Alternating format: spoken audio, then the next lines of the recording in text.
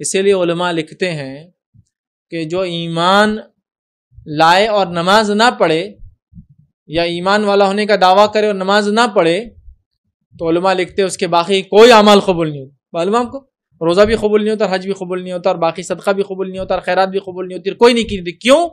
اس لیے کہ ایمان کے بعد سب سے اہم چیز نماز ہے. اگر یہ نہیں ہے تو باقی علماء لکھتے قبول ہی نہیں ہوں گا. یہاں بھی دیکھیے اللہ نے کیا فرمایا، جو عمل اس کو فرض سب سے پہلے پوچھا جا رہا ہے وہ کیا ہے؟ اس نے نہ تو تصدیق کی، فلا صدق ولا صلی، تصدیق بھی نہیں کی، نماز بھی قائم نہیں کی. تو یہ بڑی اہم چیز ہے کہ ہم حق کی تصدیق کریں اور کیا قائم کریں؟ نماز کو قائم کریں. موقع نہیں کہ ہم نماز کی فضیلت، اس کو قائم کرنے کی اہمیت، اس کا ثواب، فرض نماز کا ثواب، موقعہ کا ثواب، سنتوں کا ثواب، نفل نمازوں کا ثواب. ارے اتنی چیزیں اتنی زیادہ ہے کہ میں بیان نہیں کر سکتا ہوں. عصر کی نماز کے تعلق سے کہ جس شخص کو عصر کی نماز چھوڑنے کا غم بتا دیا جائے کہ عصر کی نماز چھوڑنے سے کیا غم ہوتا ہے، کیا تکلیف قیامت کے دن، تو عصر کی نماز چھوڑنے کی تکلیف اگر بتا دی جائے، جو غم اس کو قیامت کے دن ہوگا، حسرت جو عصر کی نماز چھوڑا تھا وہ یہ ہوگا، اتنا غم ہوگا جیسے کہ اس کے پورے رشتہ دار مر گئے اور پورا مال اس کا لٹ گیا.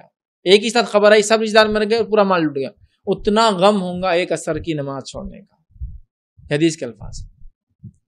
تو یہ خالی فرض نماز نہ پڑھنے کا نتیجہ ہے. خالی ابھی تو پڑھ لیے تو کیا اجر ہے؟ وہ نہیں ہے، چونکہ وہ ان امیجنیبل ریوارڈز ہے، بہت زیادہ، اتنے زیادہ ہے کسی کو انتہا نہیں. اس لیے جو چیز سمجھ میں آئی بتا دی گئی، جو چیز سمجھ میں نہیں بتائی گئی. فجر کی 2 رکعت نماز کے تعلق سے جو فرض نہیں، سنت ہے، نماز سے پہلے موقعہ ہے، یہ پڑھنے کا اجر یہ بتایا گیا. دنیا وما فیہا، دنیا اس میں جو کچھ اس سے بہتر ہے.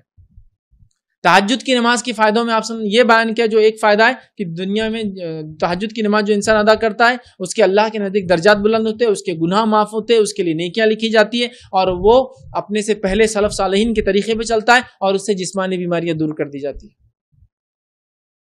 دیکھیے خالی ایک نفل نماز رات کی، سمجھ رہا؟ نفل نمازوں کی اور نفل عبادت کی اہمیت یہ بتائی کہ جب بندہ نفل میں آگے بڑھتا ہے، جو اللہ کی توفیق سے ہوتا ہے آگے بڑھتا ہے، تو ایک مقام یہ آتا ہے کہ بندہ اتنا آگے بڑھ جاتا ہے کہ اللہ اس کا ہاتھ بن جاتا ہے جس سے وہ کام کرتا ہے. جس کا معنی یہ چیز ایک مثال ہے، مطلب اللہ اس سے ہر چیز صحیح کام لیتا ہے.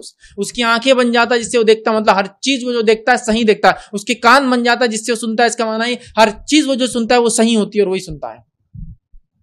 یہ مقام حاصل ہو جاتا ہے. نفل تو فرض سے کیا ہوگا، لیکن فرض چونکہ علماء لکھتے ہیں بہت ساری جگہ جیسے عذاب کا تذکرہ ہے، تو کہیں تو عذاب بتائے گا جہنم کی، کئی جگہ عذاب بتائے نہیں گئے. کیا کہا کہ عذاب علیمہ، عذاب عظیمہ، یہ بتا کے چھوڑ دیا گیا.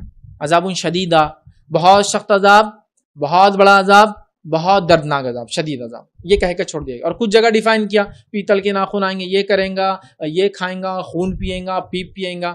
تو وہ عذاب جو عظیم شدید علیم کہہ کے چھوڑ دیے گئے، وہ عذاب علماء لکھتے ہیں جو ہمارے سمجھ میں نہیں آئیں گے، بلکہ اللہ نے اسے اس کی انٹینسٹی بتا کے چھوڑ دیا، سمجھ نہیں سکتے ہو. تو ویسے نیکیوں میں بھی بہت ساری نیکیاں ایسی ہیں جو ہم سمجھ نہیں سکتے بلکہ ڈیفائنڈ نہیں ہیں، لیکن ہم اس کے نفل سے اس کے فرض کا اندازہ لگا لے سکتے ہیں. سمجھ رہا؟